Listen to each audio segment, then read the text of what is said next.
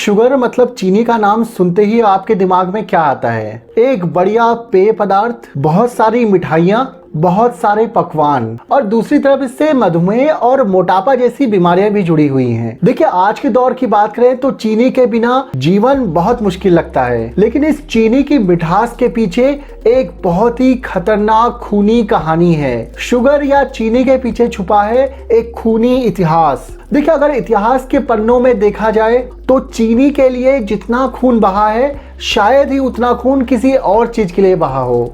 चीनी के लिए लोगों को गुलाम बनाया गया, गुलामों की खरीद बिक्री की गई, यहाँ तक कि देशों ने अपनी फौजें तक उतार दी। चलिए जानते हैं चीनी का ऐसा क्या इतिहास है और इस चीनी के कारण कितने लोग गुलाम हुए और कितने ही लोगों का खून बहा। सबसे पहले बात करते हैं चीनी आखिर बनती कैसे है। चीनी के मुख्यतः दो स्रोत हैं, एक तो है सुगरकेन मतलब गन्ना और दूसरा है बीटरूट मतलब कि चुकंदर।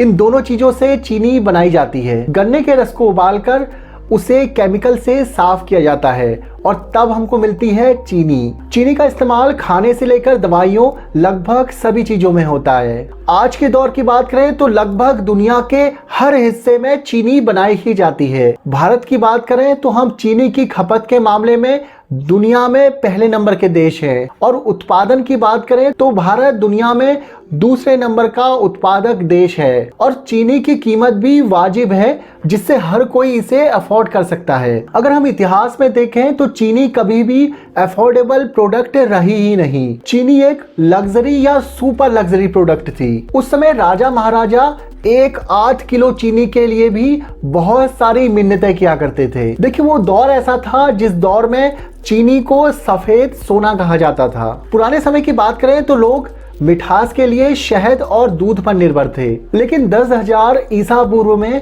पापुआ न्यू गिनी देश में गन्ने की खोज हुई। पापुआ न्यू गिनी की बात करें तो ऑस्ट्रेलिया के उत्तर में ये देश है और बहुत सालों तक ऑस्ट्रेलिया ने इसे अपनी कॉलोनी बनाए रखा था। यहाँ के लोगों ने जब पहली बार गन्ने को चबाया तो उन्हें उसमें मिठास लगी। इससे पहले तक यहाँ के लोग इसे केवल घास माना करते थे और जब उन्होंने इस घास को चबाया तो उन्हें बड़ा अचंभा हुआ, क्योंकि ये घास में बहुत सारी मिठास थी। अब धीरे धीरे इस देश में लोगों के भोजन का ये हिस्सा बन गया। इसके बाद व्यापारियों के जरिए ये भारत तक पहुंचा।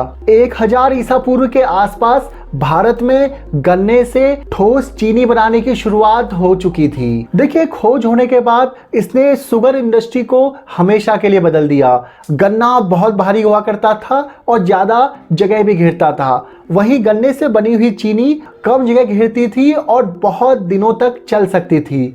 इसके साथ ही इसे ट्रांसपोर्ट करना भी आसान था। भारतीय शासकों ने गन्ने से चीनी बनाने की तरकीब को बहुत सालों तक अपने पास छिपा कर रखा, लेकिन 6वीं शताब्दी ईसा पूर्व में पर्शिया के राजा ने जब भारत पर आक्रमण किया तो वो अपने साथ इस चीनी बनाने की विधि को भी ले गया और इसके साथ ही चीनी बनाने की तकनीक पर्शिया तक पहुंच गई। इसके बाद 7वीं सदी में अरबों ने पर्शिया पर आक्रमण किया और ये चीनी बनाने की विधि अरबों के हाथ भी लगी। इसके बाद अरब के लोग जहां जहां गए गन्ना और गन्ने से चीनी बनाने की टेक्नोलॉजी अपने साथ लेकर गए। इस तरह से चीनी मोरक्को से स्पेन तक पहुंच चुकी थी। देखिए, 11वीं सदी आते आते ईसाइयों और मुसलमानों के बीच में धर्म युद्ध शुरू हुआ। यूरोप के मुस्लिमों और ईसाइयों के बीच की ये लड़ाई मिडिल ईस्ट तक फैली और उस दौर में ही यूरोपियंस का सबसे पहले पाला पड़ा चीनी के साथ। इसके बाद यूरोपियंस को पता चला कि ये एक ऐसी चीज है जो बिल्कुल ठोस है,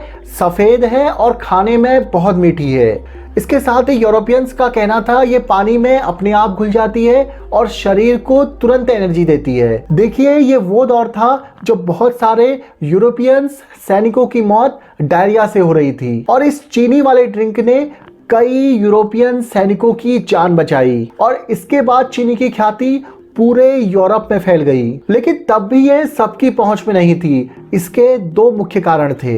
पहला कारण था गन्ने की खेती का बहुत मुश्किल होना। फसल की रोपाई से लेकर कटाई तक मजदूरों की जरूरत होती थी, लेकिन यूरोप के लोग मजदूरों की तरह काम करने से परहेज किया करते थे। और दूसरा कारण था गन्ना एक जगह से दूसरी जगह ले जाना बहुत मुश्किल होता था, इसलिए जहां पर गन्ने की खेती होती थी वहीं पर उसकी प्रोडक्शन के लिए मिल लगानी पड़ती थी और ये भी मजदूरों की कमी के कारण पॉसिबल नहीं था। देखिए, अब ऐसा समय आ रहा था जब यूरोप में चीनी की मांग बहुत ज्यादा बढ़ चुकी थी, लेकिन चीनी की सप्लाई बहुत कम थी और इसके चलते ही चीनी की कीमतें दिन दूनी और रात चौगनी बढ़ी। देखिए, इसके बाद जल्द से जल्द नया सोर्स ढूंढना बहुत जरूरी हो गया था। देखिए, 15वीं सदी का दौर आते आते एज ऑफ डिस्कवरी की शुरुआत हो जाती है। मतलब यूरोप के बड़े बड़े राजा दुनिया में नई जमीनें तलाशने के लिए अपने खोजियों को भेजने लगते हैं। इनमें से एक खोजी था Christopher Columbus. Christopher Columbus Caribbean सागर में बसे एक द्वीप पर पहुंचा। इस द्वीप पर 2 देश बसे हुए थे, एक तो था डोमिनिकन रिपब्लिक और दूसरा था हैती। फिर कोलंबस ने आगे जाकर अमेरिका और क्यूबा समेत बहुत सारे देशों का रास्ता यूरोप के लिए खोल दिया था। लेकिन क्रिस्टोफर कोलंबस का मेन मकसद था भारत और चीन की खोज करना, क्योंकि उसने यहाँ के मसालों की चर्चा सुनी थी और भारत के सोने की बहुत बड़ी बड़ी बातें कोलंबस ने सुनी थी। देखिए, क्रिस्टोफर कोलंबस ने बहुत सारे द्वीपों की खोज की और हर एक द्वीप पे जब वो जाता तो वहां के मूल निवासियों को ईसाई बनाने लगता। इसके साथ ही वो अपने साथ गन्ना भी लेकर गया और कई कैरेबियाई देशों में गन्ने की शुरुआती खेती की जाने लगी और ये एक्सपेरिमेंट बिल्कुल सफल रहा और वहां गन्ना सरवाइव करने लगा। इससे हुआ ये कि स्पेन, पुर्तगाल, ब्रिटेन और फ्रांस जैसे देश इन कैरेबियाई देशों पे कब्जा करने के लिए होड़ लगाने लगे, क्योंकि इस खोज का फायदा बहुत ज्यादा होने वाला था। अब इन्होंने कैरेबियाई देशों और साउथ अमेरिका देशों में गन्ने की खेती की शुरुआत की, लेकिन मजदूरों की जरूरत वहां भी थी। इसके लिए इन्होंने स्थानीय लोगों को मजबूर कर दिया। जिसने इसका विरोध किया उसको मार दिया गया। देखिए, वहां के लोग जैसे ही यूरोपियंस के संपर्क में आए वे धीरे धीरे बीमारियों से मरने लगे और जो बच गए वे छिपकर रहने लगे।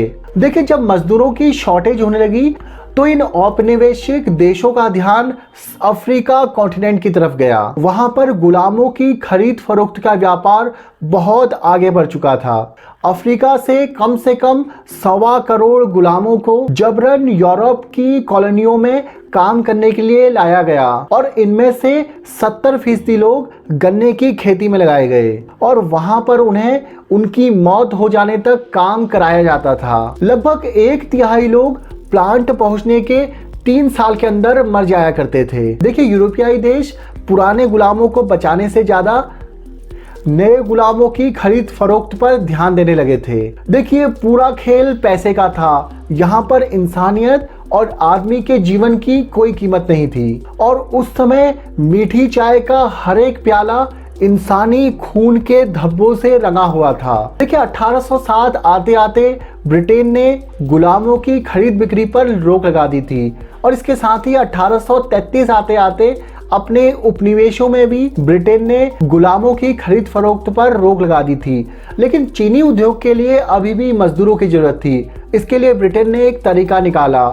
भारत में उस समय गरीबी बढ़ रही थी और बेरोजगारी अपने चरम पर थी, इसलिए ब्रिटेन ने भारत से लोगों को विदेशों में काम करने के बहाने अपने उपनिवेशों में काम करने के लिए भेजा और इन सब के लिए कॉन्ट्रैक्ट सिस्टम होता था, लेकिन असलियत कुछ और थी। प्लांटेशन पर आकर इन मजदूरों का जबरदस्त शोषण होता था। इन्हें पूरे पैसे भी नहीं दिए जाते थे और कॉन्ट्रैक्ट पूरा होने के बाद भी उन्हें घर वापस नहीं जाने दिया जाता था। इस खेती के लिए लगभग 35 लाख भारतीयों को ब्रिटेन, फ्रांस, पुर्तगाल जैसे बहुत सारे उपनिवेशों में भेजा गया। इसके लिए उन्हें मॉरिशस, फिजी, जमैका, गिनी और साउथ अफ्रीका जैसे देशों में गन्ने की खेती के लिए भेजा गया और ये सिस्टम लगभग 1917 तक बरकरार रहा और 1917 के बाद इस सिस्टम पर रोक लगा दी गई। दोस्तों, ये था चीनी का खूनी इतिहास। इसके साथ ही बहुत सारे देशों में